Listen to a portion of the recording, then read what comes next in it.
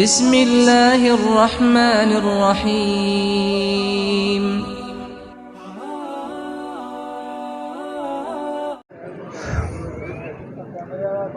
الحمدللہ الذی کسا اہل الحدیث ردا الشرف والتعظیم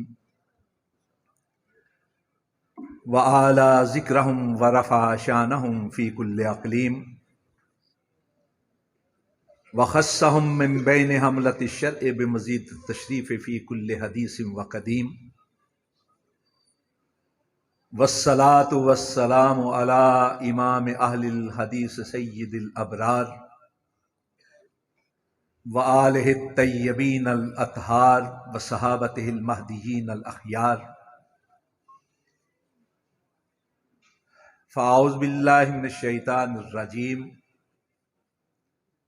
فذرنی ومن یکذب بہذا الحدیث سنستدرجہم من حیث لا یعلمون۔ اما بعد،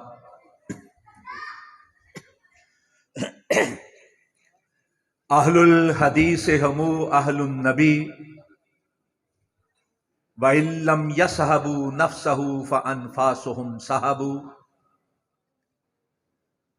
اہل الحدیث اصحابۃ الحق فازوا بدعوت سید الخلق۔ ما اہل حدیثیم دغارا نہ شناسیم، با قول نبی چون و چرا نہ شناسیم۔ ما اہل حدیثیم دغارا نہ شناسیم، صد شکر کے در مذہب ماہی لاؤ فنیس۔ اہل دل، اہل نظر، اہل خبر، اہل حدیث۔ اہل دل، اہل نظر، اہل خبر، اہل حدیث، کشور وحدانیت کے تاجور اہل حدیث، رہروان جادہ حق و صدق و صفا، حاملین سنت خیر البشر اہل حدیث۔ گمراہی کے ہر دور میں، ظلمت کے ہر عہد میں، ہے باطل کے خلاف سینہ سپر اہل حدیث۔ حضرات، آج توحید کے اس مرکز توحید پورہ میں اس عظیم دینی درسگاہ میں حاضر ہو کر واقعتاً ایک روحانی خوشی محسوس کر رہا ہوں۔ علماء کرام کی اس بہتات کو دیکھتے ہوئے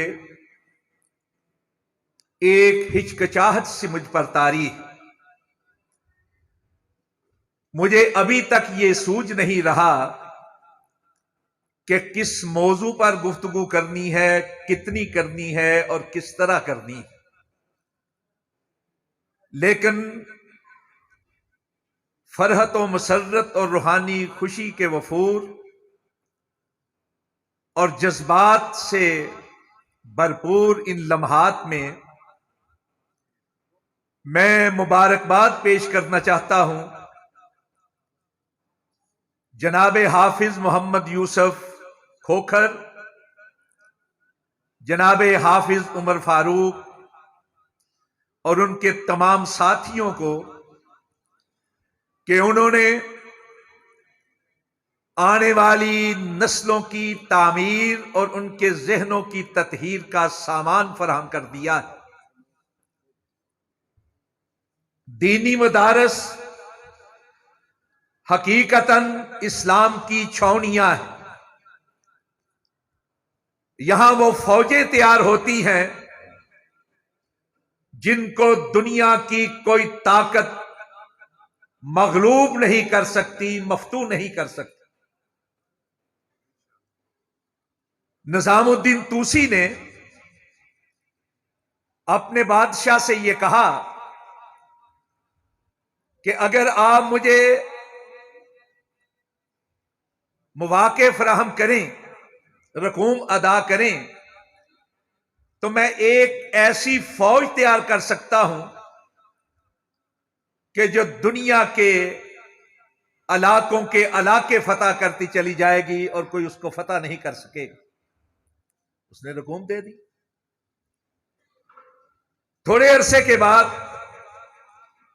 بادشاہ نے کہا نظام الدین طوسی سے کہ میں وہ فوجیں دیکھنا چاہتا ہوں۔ تو کہنے لگا آئیے میں آپ کو چھونیوں میں لے چلتا ہوں۔ نظام الدین طوسی اس کو لے گیا تو بادشاہ نے دیکھا کہ وہاں تو اساتذہ کرام ہیں، طلباء کرام ہیں، ہاتھوں میں کتابیں ہیں اور پڑھ رہے ہیں۔ تو کہنے لگا یہ تو ایک مدرسہ دکھائی دے رہا ہے۔ آپ یہ کہہ رہے تھے کہ چھونیوں میں لے کر چلوں گا، فوجیں تیار کی ہیں۔ نظام الدین طوسی نے کہا یہ وہ فوجیں ہیں جو ذہنوں کو مسخر کرتی ہیں، جو دلوں کو فتح کرتی ہیں۔ ایک عالم اگر اپنے علم کی قدر کرتے ہوئے علم کی خدمت کرتا ہے تو وہ 1000 مجاہد تیار کرتا ہے۔ آپ نے ہمارے مستقبل کی نسلوں کو سنوارنے کے لیے وہ مائیں تیار کی ہیں جو اپنے بچوں کے ذہنوں کے اندر اسلام کو راسخ کر دیں گے۔ یہ بچیاں جو آج عالمہ بن کر یہاں سے جا رہی ہیں، فاضلہ کی حیثیت سے جا رہی ہیں، یہ وہ مائیں ہیں جن کے ہاتھوں میں آپ نے مستقبل کی نسل کی زمام تھام دی۔ اگر ماؤں کی تربیت صحیح طور پہ ہو جائے تو آنے والی نسلیں سنور جاتی۔ ماں کی گود ہی انسان کی پہلی تربیت گاہ ہوتی، اور اگر پہلی اینٹ صحیح رکھی جائے تو دیوار جہاں تک لے چلیں سیدھی رہے گی، اگر پہلی دیوار کج ہوگی تو ساری دیوار کج ہوگی۔ خشت اول چون نہد میمار کج، تا سریا میں رود دیوار کج۔ اگر بنیاد کے اندر تیری اینٹ رکھی جائے تو آسمان تک بھی دیوار اٹھا لی جائے تو تیری کی تیری رہے۔ آج آپ دیکھتے ہیں بڑے بڑے سیاستدان، ہمارے قومی رہنما جو زبان استعمال کر رہے، وہ انداز، وہ رویہ، وہ زبان، وہ کلمات، وہ اشارے، وہ القاب کہ جن کو اللہ رب العزت نے سورہ حجرات کے اندر منع کیا ہے، وہ ہمارے رہنماؤں سے ہمیں مل رہے۔ الفاظ اور رویہ بتاتا ہے کہ اس کی تربیت کس طرح ہوئی ہوگی۔ الفاظ اور رویہ بتاتا ہے کہ یہ کہنے والا جو ہے اس کے والدین کون ہوں گے اور والدین نے تربیت کس طرح کی ہوگی۔ رسول اکرم صلی اللہ علیہ وسلم نے فرمایا برا ہے وہ شخص جو اپنے ماں باپ کو گالی دیتا ہے۔ صحابہ کرام نے عرض کیا کہ کون ہے جو اپنے ماں باپ کو گالی دیتا ہے؟ فرمایا جب تم کسی کے ماں باپ کو گالی دو گے تو وہ جواب میں جب گالی دے گا تمہارے ماں باپ کو تو گویا تم نے خود اپنے ماں باپ کو گالی دی۔ یہ در حقیقت اچھی تربیت کا فقدان ہے، وہ تربیت جو ماں کی گود کے اندر ملتی ہے۔ اگر مائیں اللہ کے دین کے ساتھ سنور جائیں اور وہ زیور ان کو مہیا ہو جائے جو آپ نے اپنے مدرسے کے ذریعے سے دیا ہے سہاستا کی صورت میں، تو وہ مائیں اپنے اولاد کو، اپنے بچوں کو، اپنے آنے والی نسلوں کو بہترین تربیت عطا فرمائیں۔ تو میں مبارکباد پیش کرتا ہوں کہ آپ نے ان ماؤں کو تیار کیا ہے اپنے مستقبل کی نسلوں کی حفاظت کی. جتنی بھی مبارکباد دی جائے اتنی ہی کم. اور یہ بھی مبارکباد پیش کرتا کہ اس کا معاملہ صرف ہماری دنیا کے ساتھ نہیں ہے، ہماری آخرت کے ساتھ بھی. دنیا تو سنور ہی جائے گی، آخرت بھی سنور گئی ہے اللہ کی مہربانی سے. ان تمہیدی کلمات کے بعد میں آج کی تقریب کی مناسبت سے چند ضروری گزارشات آپ کے گوش گزار کرنا چاہتا ہوں. آپ نے اصح الکتب بعد کتاب اللہ، اس کتاب کی تکمیل پر یہ تقریب منعقد کی ہے جس کو تمام دنیا کے تمام مکاتب فکر سے تعلق رکھنے والے مسلمان بالاتفاق یہ مانتے ہیں کہ قرآن پاک کے بعد سب سے صحیح کتاب اگر کوئی ہے تو وہ بخاری شریف. ہم آسانی کے ساتھ کہہ دیتے ہیں بخاری شریف، حالانکہ اس کا نام الجامع المسند الصحیح المختصر من امور رسول اللہ صلی اللہ علیہ وسلم و سننہ و ایامہ، یہ ہے اس کا مکمل نام. الجامع صحیح بھی کہا جاتا ہے، عرف عام میں صحیح بخاری کہا جاتا ہے، اس لیے کہ اس کے جمع کرنے والے امام بخاری رحمت اللہ علیہ. سونے نبی صلی اللہ علیہ وسلم پر اللہ نے کتاب کے ساتھ ساتھ حکمت بھی نازل فرمائی تھی، اور آپ کی ساری زندگی در حقیقت اس وحی کی عملی تصویر اور تفسیر ہے جو انسان کی رہنمائی کے لیے اللہ رب العزت نے نازل فرمائی تھی. حضرات، آپ نے اس حوالے سے حضرت شیخ الحدیث مولانا مسعود عالم حافظہ اللہ کا خطاب سنا ہوگا، اور علماء کرام نے بھی لازماً ان امور کی طرف نشاندہی کی ہوگی. لیکن میں ایک طالب علم ہوں، میں ایک اور انداز سے چند گزارشات آپ کے گوش گزار کرنا چاہتا ہوں. مسند احمد میں حضرت ابو ذر رضی اللہ تعالیٰ عنہ سے روایت ہے کہ سونے نبی صلی اللہ علیہ وسلم نے ارشاد فرمایا کہ اللہ رب العزت نے 1,24,000 نبی مبعوث فرمائے تھے، جن میں سے 315 رسول تھے. حضرات، میں آپ سے اور علماء کرام سے ایک سوال عرض کرنا چاہتا ہوں کہ کیا کائنات میں کوئی ایسی کتاب یا ایسی کتابیں ہیں یا ایسے حوالے ہیں کہ جن میں 1,24,000 سارے نبیوں اور رسولوں کے نام موجود ہیں؟ ان کے حالات کی بات میں نہیں کر رہا، ان کی زندگیوں کی بات نہیں کر رہا، صرف ان کے نام ہی موجود ہوں. اگر ہم قرآن پاک کا مطالعہ کرتے ہیں تو سونے نبی صلی اللہ علیہ وسلم کے ساتھ ساتھ 26 کے قریب دیگر انبیاء اور رسول کے نام موجود ہیں.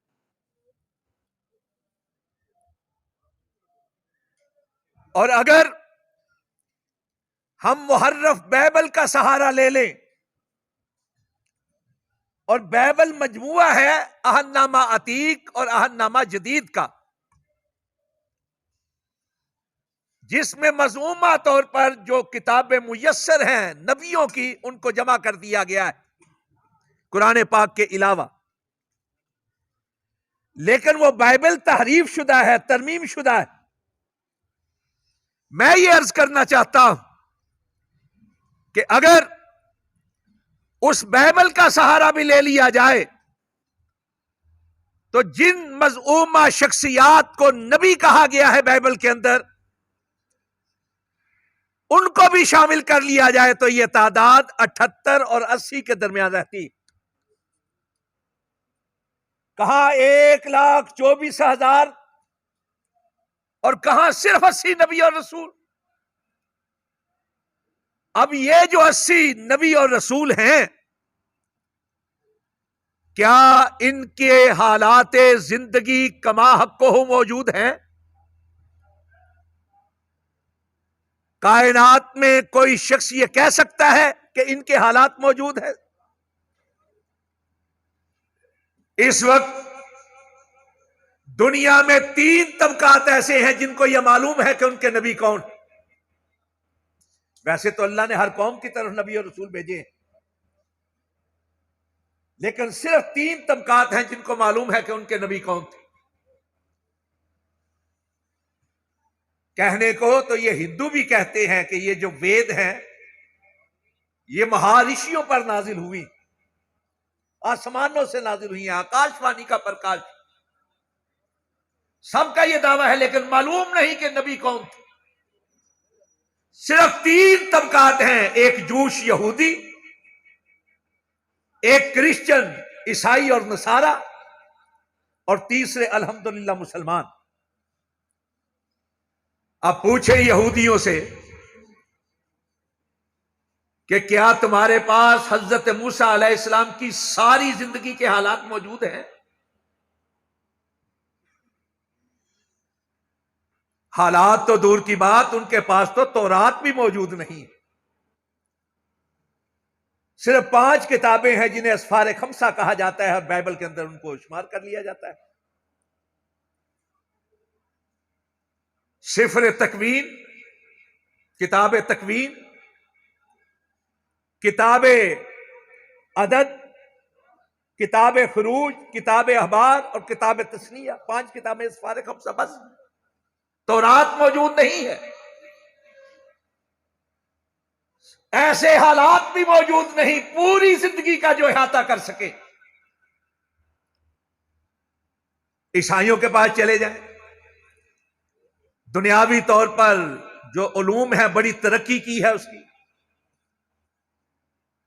لیکن یہ کہنے پر مجبور ہیں، انسائکلوپیڈیا بریٹانیکا کے اندر یہ لکھا ہے، جو جیسس کا چیپٹر ہے جہاں حضرت عیسیٰ علیہ السلام کے حالات کے بارے میں لکھا ہے، واضح طور پر لکھا ہے کہ حضرت عیسیٰ کی زندگی کے معلوم دنوں کی تعداد 50 سے زیادہ نہیں، صرف 50 دنوں کے حالات موجود ہیں۔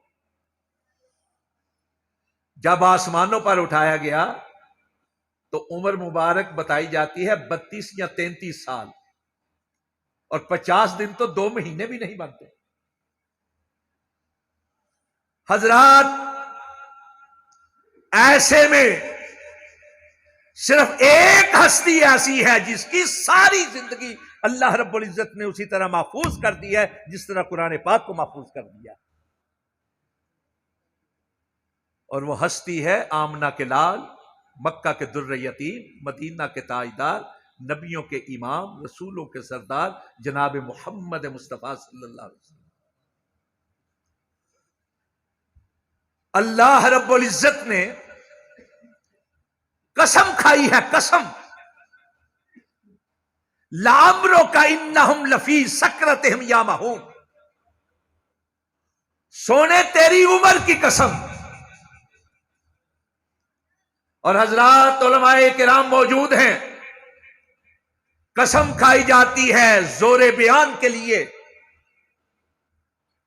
قسم کھائی جاتی ہے شہادت کے طور پر گواہی کے لیے، اور قسم کھائی جاتی ہے چیلنج کے لیے۔ اللہ رب العزت نے سونے مدینے والے کی زندگی کی قسم کھائی۔ بخاری شریف ہی میں روایت ہے حضرت عبداللہ ابن عباس رضی اللہ عنہما سے،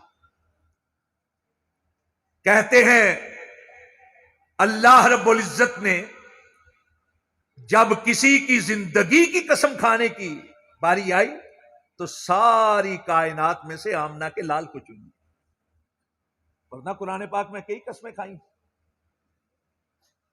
بے شمار قسمیں کھائی، لیکن جب کسی کی زندگی کی قسم کھانے کی باری آئی تو سونے کو چن لیا۔ کیوں چنا ہے سونے کو؟ اور آپ کی عمر کی قسم کیوں کھائی ہے؟ اسی لیے کہ 1,24,000 نبی جو تشریف لائے، خاص قوم کے لیے، مخصوص علاقے کے لیے، محدود وقت کے لیے آئے، فریضہ نبوت صحیح طور پہ ادا کی اور تشریف لے گئے۔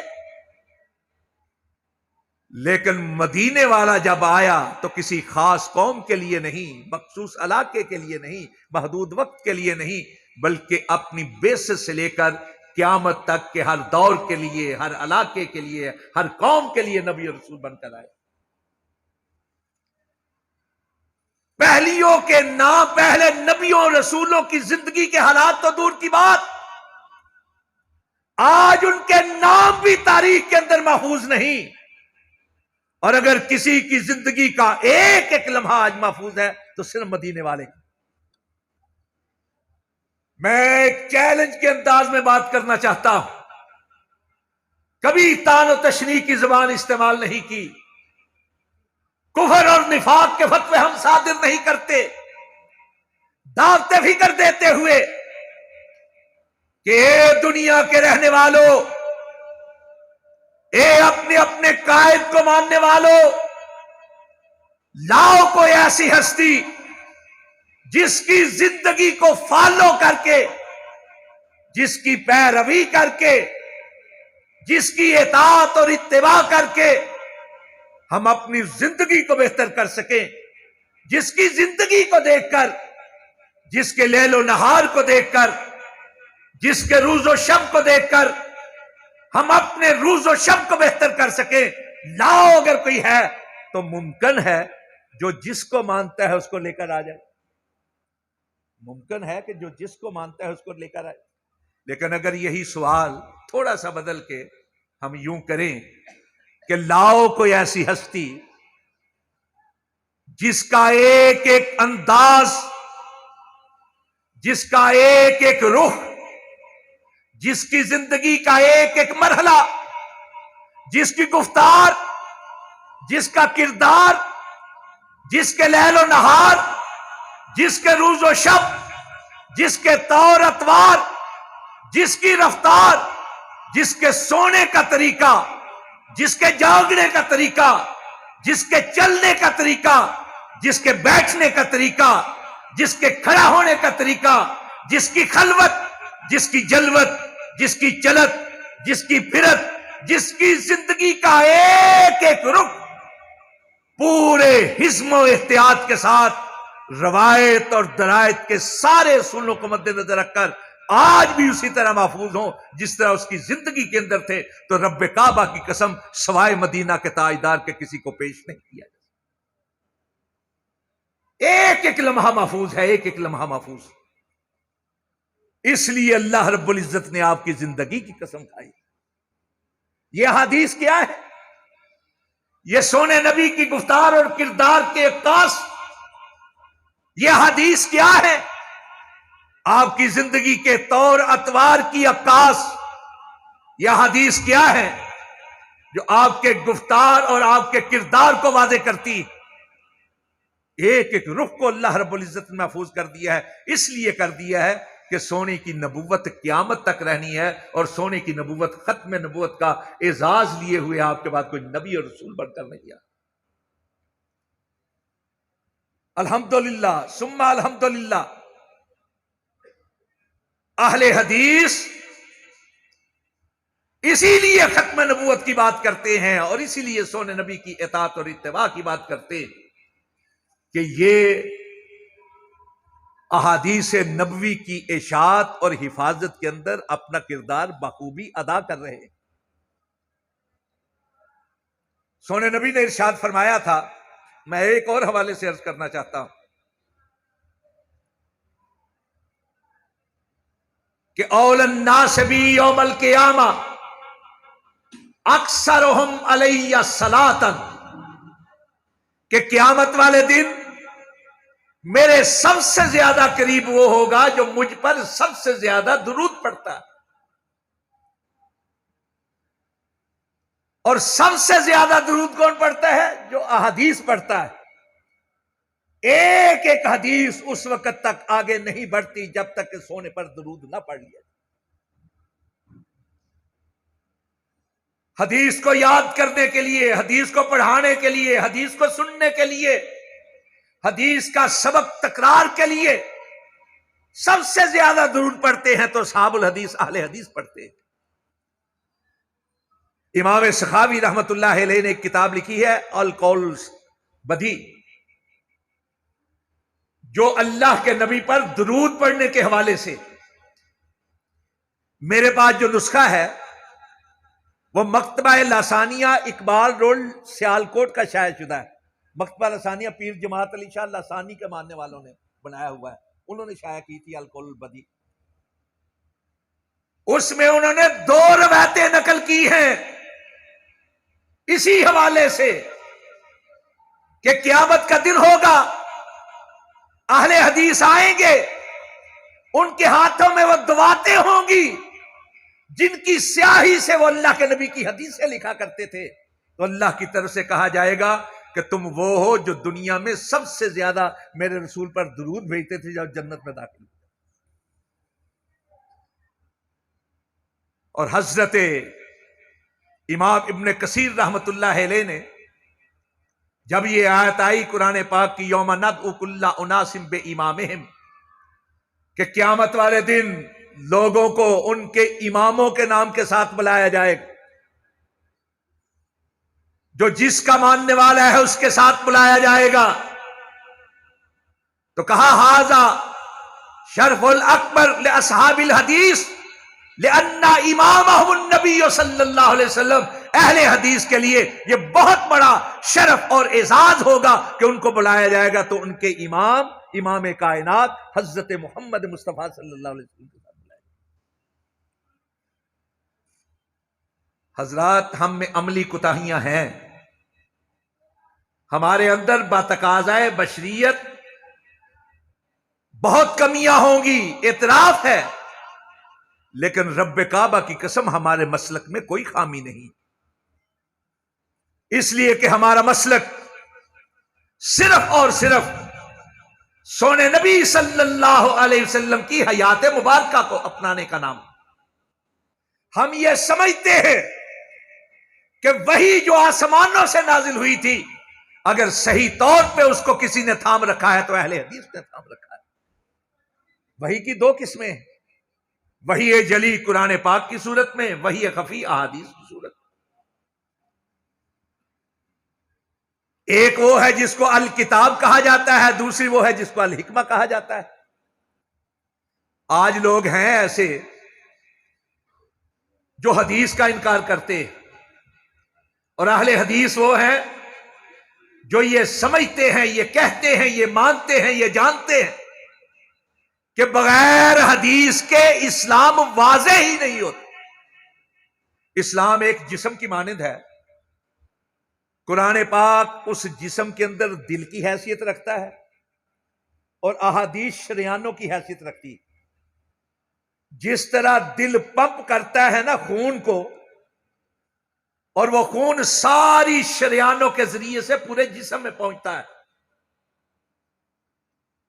دل کا پمپ کیا ہوا خون شریانوں کے ذریعے سے جسم میں پہنچتا ہے۔ اگر جسم کے کسی حصے میں خون نہ پہنچے تو وہ ساکت ہو کر رہ جاتا ہے، اس میں معطل ہو کر رہ جاتا ہے، ڈیڈ ہو جاتا ہے۔ قرآن پاک دل کی حیثیت رکھتا ہے اسلام کے جسم کے اندر، اور احادیث شریانوں کی حیثیت رکھتی ہے۔ اگر احادیث نہ ہو تو قرآن پاک کو کوئی سمجھ نہیں سکتا۔ ہم تو اجمی لوگ ہیں، جو عربی تھے نا رسول پاک کے پاس رہنے والے، وہ بھی رسول پاک کی رہنمائی اور حدیث کے بغیر قرآن پاک کو نہیں سمجھ سکتے تھے۔ آیت نازل ہوئی الذین آمنوا ولم یلبسوا ایمانہم بظلم، کہ مومن وہ ہیں جو اپنے ایمان کو ظلم کے ساتھ ملوث نہیں کرتے، پراگندہ نہیں کرتے ظلم کے ساتھ ایمان کو۔ صحابہ کرام میں فکر کی ایک لہر دوڑ گئی کہ بعض اوقات نہ چاہتے ہوئے کوئی ایسا کام ہو جاتا ہے جو ظلم کے زمرے میں آ سکتا ہے۔ وہ عمومی جو چیزیں تھیں ان کو ظلم سمجھ بیٹھے۔ اللہ کے نبی نے کہا نہیں، اس ظلم سے مراد شرک ہے۔ سونے نبی نے بتایا کہ یہاں ظلم کا کیا معنی ہے۔ پھر جب رمضان کے روزوں کا معاملہ ہوا، اب آنے والے ہیں روزے، اللہ سب کو توفیق عطا فرمائے ان سے فائدہ اٹھانے کی۔ آیت نازل ہوئی، کلو واشربو حتی یتبین لکم الخیط الابیض من الخیط الاسود من الفجر۔ اس وقت تک کھاتے پیتے رہو جب تک کہ کالے دھاگوں میں سے سفید دھاگے نمودار نہ ہو جائے، واضح نہ ہو جائے۔ ایک صحابی نے کیا کیا، کالے اور سفید دھاگے جو ہے اپنے سرانے کے نیچے رکھ لیے۔ علماء کرام تشریف فرما ہے، اگر کہیں جھول ہو جائے تو بتا دیجیے گا۔ اللہ کے نبی صلی اللہ علیہ وسلم نے فرمایا دھاگوں سے مراد یہ نہیں، وہ سفیدی ہے جو رات کے اندھیرے میں واضح ہوتی ہے۔ یومئذ تحدث اخبارہا، آیت نازل ہوئی تو صحابہ کرام پوچھنے لگے یہ کون سی خبریں ہوں گی؟ فرمایا تمہارے اعمال ہیں، جو کچھ تم کرتے ہو یہ واضح ہوں گے۔ حضرات میں پوچھتا ہوں، ابتدا کے اندر آتا ہے مالک یوم الدین، اس دین میں ارایت الذی یکذب بالدین، ارایت الذی یکذب بالدین، وہاں بھی دین یہاں بھی دین، ان الدین عند اللہ الاسلام، یہاں بھی دین۔ اگر حدیث نہیں پڑھیں گے تو کیسے پتا چلے گا کہ دین میں کہاں کس سے کیا مراد؟ کیا نظریہ ہے اس دین سے مراد؟ طریقہ ہے اس دین سے مراد؟ یا یوم حساب ہے اس دین سے مراد؟ یوم الدین حساب کتاب ہے اس سے مراد کیا ہے؟ صلاۃ کا لفظ قرآن پاک کے اندر 3 معنی کے لیے بیان ہوا ہے، رحمت کے لیے، درود کے لیے، نماز کے لیے۔ بتائیں کس جگہ کس معنی کے لیے بیان ہوا ہے؟ اور خود لفظ صلاۃ کا کیا معنی ہے؟ یہ جو جگہ جگہ کہا گیا ہے اقیم الصلاۃ اقیم الصلاۃ، نماز قائم کرو، تو کیا ہے صلاۃ کا معنی؟ لغتاً صلاۃ کا معنی ہے سرین کو ہلانا، اپنی پیٹھ کو ہلانا۔ کیا پیٹھ ہلا دینے سے نماز کے تقاضے پورے ہو جائیں گے؟ جب تک حدیث کا مطالعہ نہیں کریں گے پتہ نہیں چلے گا کہ صلاۃ کا کیا مطلب۔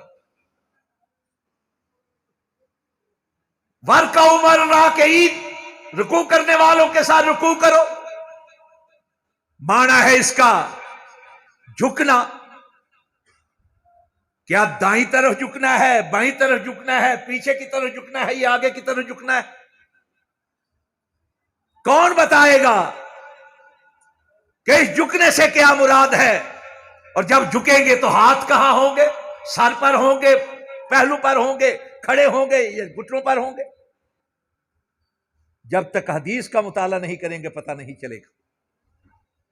سجدے کا معنی ہے سر زمین پر لگانا۔ کیا اس جگہ سے سر لگا دے تو سجدہ ہو جائے گا؟ کیا صرف پیشانی کا ایک حصہ لگا دے تو سجدہ ہو جائے گا؟ وضو کے لیے جو حکم ہے، اذا قمتم الی الصلاۃ فاغسلوا وجوہکم وایدیکم، پہلے منہ دھونے کا ذکر ہے، پھر ہاتھ دھونے کا ذکر ہے۔ اور آگے مسح کی جو بات ہے، پہلے سر کے مسح کی بات ہے، بعد میں پاؤں کی بات آتی ہے۔ ارجلک کے اوپر زبر دیں گے یا زیر دیں گے؟ ترتیب کیا ہوگی؟ کس طرح دھوئیں گے؟ اور صرف یہی نہیں، علماء کرام تشریف فرما ہے، نماز فرض ہوئی تھی معراج کے اندر، اور وضو کی آیات جو ہیں یہ 5 سال کے بعد آئی، 5 سال کے بعد وضو کی آیت آئی۔ اذان کے لیے قرآن پاک میں کوئی لفظ دکھا دے نماز سے پہلے اذان کا لفظ، نادیتم کے الفاظ،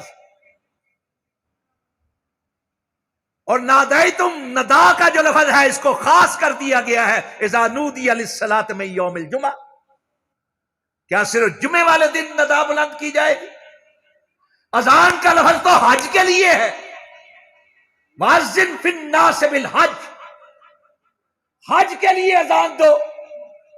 بتاؤ کون سی اذان ہے جو حج کے لیے دی جاتی؟ اس اذان سے کیا مراد ہے؟ جب تک حدیث نہیں پڑھیں گے پتہ نہیں چلے گا۔ اور جو ندا بلند کی جاتی ہے کس دن ہے؟ صرف جمعے کے لیے۔ اور کیا ہے ندا کے الفاظ؟ جب تک حدیث نہیں پڑھیں گے نہیں پتہ چلے گا۔ زکوٰۃ کی بات ہے قرآن پاک میں، تو زکوٰۃ کیا ہے؟ کب دینی ہے؟ کیوں دینی ہے؟ کس کو دینی ہے؟ کتنی دینی ہے؟ پوری زندگی میں ایک بار دینی ہے یا سال بہ سال دینی ہے یا ہر مہینے دینی ہے؟ جب تک قرآن پاک کے ساتھ ساتھ حدیث نہیں پڑھیں گے پتہ نہیں چلے گا۔ حج کی بات ہے تو حج کہاں ہوگا؟ کب ہوگا؟ کس پر فرض ہے؟ کیوں فرض ہے؟ کس طرح کیا جائے گا؟ بنیادی چیزیں قرآن پاک نے بتائی ہیں، لیکن تفاصیل جو ہے احادیث نے واضح کی۔ وہ لوگ جو حدیث کا انکار کرتے ہیں در حقیقت وہ اسلام کو دین خالص نہیں رہنا دینا چاہتے اور دین کی تکمیل کے خلاف۔ سب سے پہلے انکار حدیث کی کئی شکلیں ہیں۔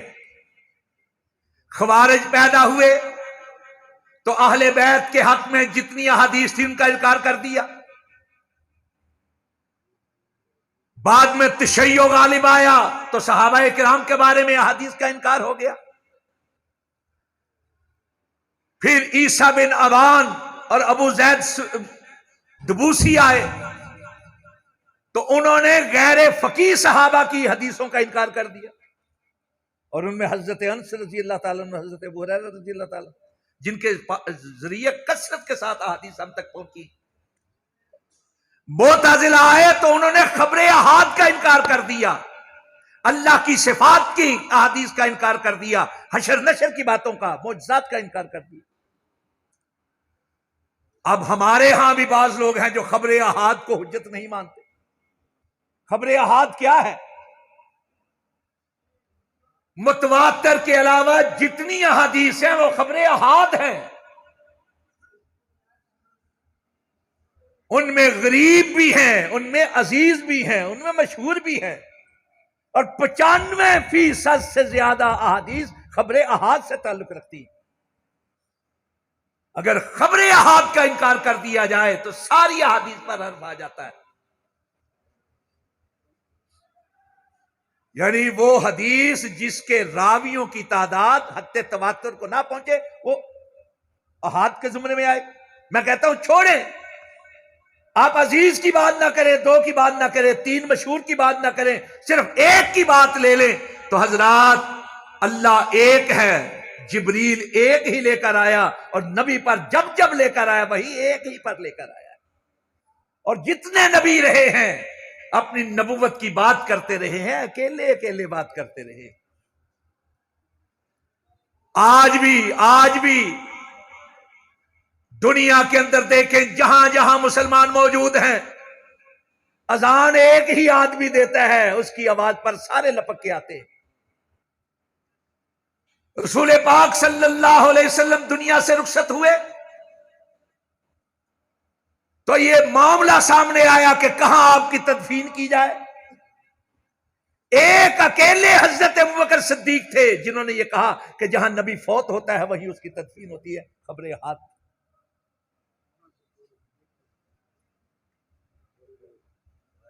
آئمہ اور عمارت کا اختلاف سامنے آیا تو اکیلے ابوبکر تھے،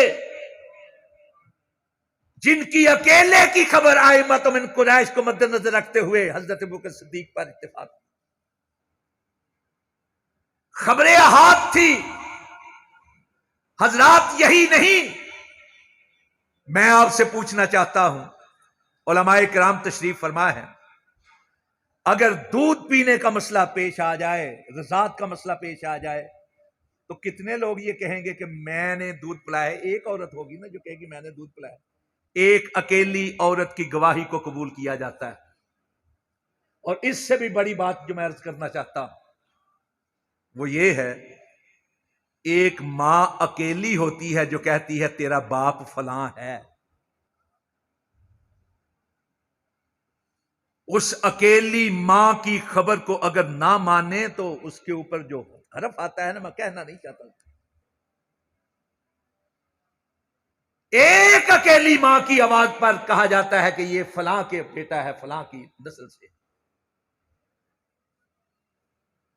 حدیث، یہ رمضان آئے گا، طلوع ہوگا، رمضان کے چاند دیکھنے کی گواہی کے لیے کیا حکم ہے رسول پاک صلی اللہ علیہ وسلم کا؟ روزہ رکھنے کے لیے ایک مسلمان کی شہادت کافی ہے، اور عید کے لیے 2 مسلمانوں کی شہادت کافی ہے، دونوں ہی خبر احاد سے تعلق رکھتے ہیں۔ اس لیے جو یہ کہتا ہے کہ خبر احاد حجت نہیں، اس کو سمجھ لینا چاہیے کہ اللہ رب العزت نے حدیث کی حفاظت کا ذمہ خود لیا ہے۔ 2 قسم کی وحی ہے، ایک وحی جلی، ایک وحی خفی، اور یہ دونوں وحی اگر کسی پر جمع ہو جاتی ہیں تو رسول پاک صلی اللہ علیہ وسلم کی ذات مبارکہ ہے۔ اما عائشہ سے کسی نے پوچھا، اور اگر آپ مطالعہ کریں احادیث کا تو ایک فرد نے نہیں پوچھا، کئی افراد نے پوچھا، سوال سب کا ایک طرح کا تھا، اور اما عائشہ صدیقہ صادقہ مصدقہ طیبہ طاہرہ مطہرہ ان سب کے جواب میں ایک ہی طرح کا جواب دیا۔ سوال کیا تھا؟ اما، سونے نبی صلی اللہ علیہ وسلم کے اخلاق کیا تھے؟ آپ کی عادات کیا تھی؟ آپ کا انداز زیست کیا تھا؟ آپ کی بود و باش کیا تھی؟ آپ کس طرح اپنی زندگی بسر کرتے رہے؟ تو اماں ایک ہی بات پوچھتی رہی، کیا تم قرآن پاک نہیں پڑھتے؟ کہا جی ہاں پڑھتے ہیں۔ فرمایا کان خلقہ القرآن، پھر یہ سمجھ لو کہ قرآن پاک میں جو کچھ تھا وہ سونے نبی کی زندگی تھی۔ ایک قرآن وہ ہے جو 2 جلدوں کے درمیان میں ہے، اور ایک قرآن وہ تھا جو رسول پاک کے مجسم صورت کے اندر تھا، آپ کے جسم کی صورت میں تھا۔ چلتا پھرتا قرآن پاک اگر کسی نے دیکھنا ہو تو رسول پاک صلی اللہ علیہ وسلم کو دیکھ۔ دونوں وہی اکٹھی ہو گئی، اور اسی لیے اللہ رب العزت نے آپ کی زندگی کی قسم کھائی، لعمرک انہم لفی سکرتہم یعمہون۔ گفتار بھی اللہ کی طرف سے ہے، کردار بھی اللہ کی طرف سے ہے۔ کردار کے لیے کہا لقد کان لکم فی رسول اللہ اسوۃ حسنہ، اور گفتار کے لیے وما ینطق عن الہوی ان ہوا الا وحی یوحی، کہ ہرگز نہ گفتاؤ تا نہ گفت جبریل، جبریل نہ گفتا نہ گفت کردگار، گفتاؤ گفتا اللہ بود، ولے ازہل قوم عبداللہ شود، کہ لوگوں یہ محمد نہیں بول رہے صلی اللہ علیہ وسلم، یہ اللہ موتی رول رہے ہیں، زبان مدینے والے کی ہے، کلام عرش والے کا ہے۔ اس لیے احادیث بھی ساری کی ساری اللہ کی، لقد من اللہ علی المؤمنین اذ بعث فیہم رسولا من انفسہم یتلو علیہم آیاتہ ویزکیہم ویعلمہم الکتاب والحکمہ۔ کتاب اور حکمت سکھاتا ہے، کتاب قرآن پاک ہے، حکمت احادیث ہے، دونوں جب تک جمع نہ ہو دین اسلام جو ہے وہ واضح نہیں ہو سکتا۔